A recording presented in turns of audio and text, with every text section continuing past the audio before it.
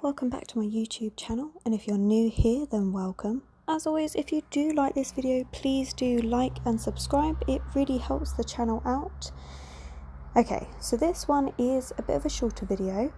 This is an hour in my sketchbook. So this idea I got from both Mini Small and Zeke's Lunchbox, both whose YouTube I will have linked below. So Mini Small did it first. She was doing YouTube videos where she was painting in her sketchbook for an hour, so trying to get into a routine of doing that at the start of each day. And I thought at the time it was a really good idea as a way of keeping motivated, and I sometimes have a habit of spending way longer in my sketchbooks than what I need, or I will do just the line work and then go back to it at a later day to put the paint on, rather than actually doing it all in one sitting. So I thought it was a really good idea, the only problem being I don't have enough time every day to spend an hour. Not with working full time and all the other responsibilities and stuff I have, it's a bit too much. So I thought maybe it's one to do at a later date. But then Zeke's Lunchbox did one, and she went into it like the same idea of being a bit more accountable with time and stuff, but she found that she could not do it within the hour, that she ended up going way over it, but it was still enjoyable for her to film that process and realise that about herself, that she just finds she cannot finish a piece in that amount of time, or at least not to a sort of standards where she's able to leave it. Like, she's always finding that the level of what is finished to her is a lot higher. So I thought, you know what, I need to do a YouTube video. I want to try something different rather than it always just being a time-lapse of a finished piece. So I thought, well, why not? Let's give it a try. But then I had no idea what I wanted to do. So it's like, I knew I wanted to do something in my sketchbook for an hour. I knew I wanted to use my gouache paints because I finally got a paint palette for them, and I absolutely love using them in my sketchbook. They are so effective and smooth, and it's swiftly taken over my love for the watercolour in my sketchbook. So I knew how I wanted to do it, I knew the medium I wanted to use, but I had no idea what I wanted to paint. So I was literally just lounging on my sofa, procrastinating, watching Harry Potter and the Chamber of Secrets, and I thought, no, I've really got to stay focused, pay attention to what I'm doing, and get some work done.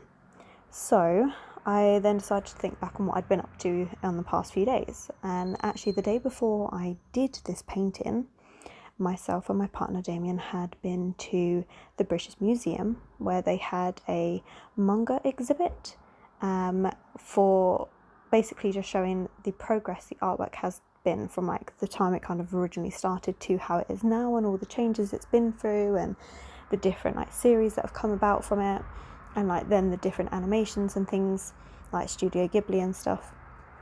And it was a really, really lovely day out. Damien reads manga every single day. I don't actually read it. I mean, there's been a couple that I've got into, but nothing major.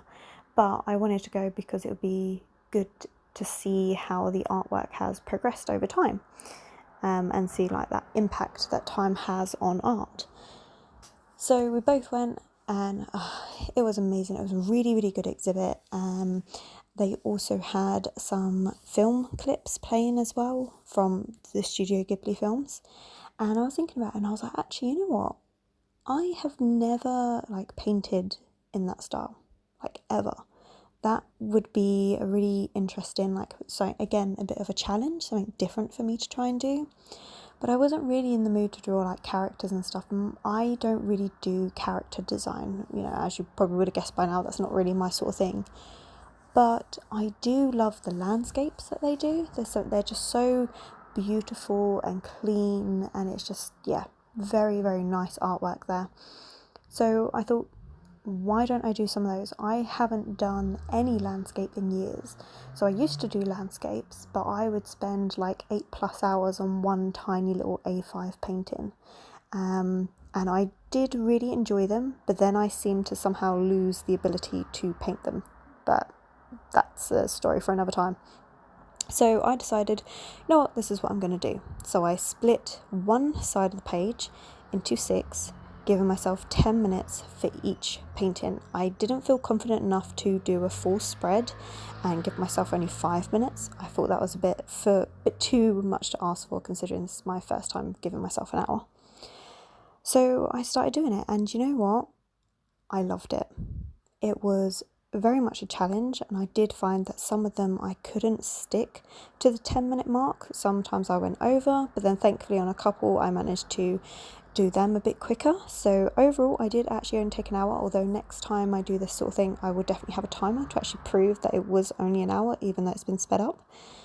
And it really made me concentrate on what I was doing and kind of lower the expectation of what is a finished piece. So this was all very just the base impressions of like colours and, you know, the grass or the water or the flowers. It was all very basic impressions, and I found it really relaxing. Yeah, so I was really pleasantly surprised. One thing I did notice is at the end of it all the colours look very similar. It's a very similar colour palette across all of it. I didn't even mean to do that intentionally. It was just kind of the images I had chosen. But it does make me think that for a future one of these, because I definitely would like to do these again, it was super quick and easy to film, nice and easy to edit, and yeah, it was a lot of fun for me to try something a bit different creatively as well. But I think definitely for future ones, I do want to actually purposefully do a restricted colour palette. I think that would be another challenge that I don't normally set myself. So I think that's definitely something I'll look to doing in the future. Probably won't be landscapes again, probably be something different to keep it interesting. So if you've got any ideas on what you would like to see, then please put them in the comments below. But yeah, overall, I'm really pleased with this exercise. I think my favourite pieces out of these is the bottom left and the top right. I just particularly like the way those two turned out. So I think if you're going to take anything from this video, take away the fact that just grab your sketchbook, give yourself half hour, an hour, and just tune everything else out and just see what you come up with. And it doesn't matter if it's not fully finished, but just see where your mind takes you, and you may surprise yourself at the results. But yeah, anyway, I hope you enjoyed this video. If you'd like to support me in any other way, my links to Instagram and Facebook and my Etsy store are below as always.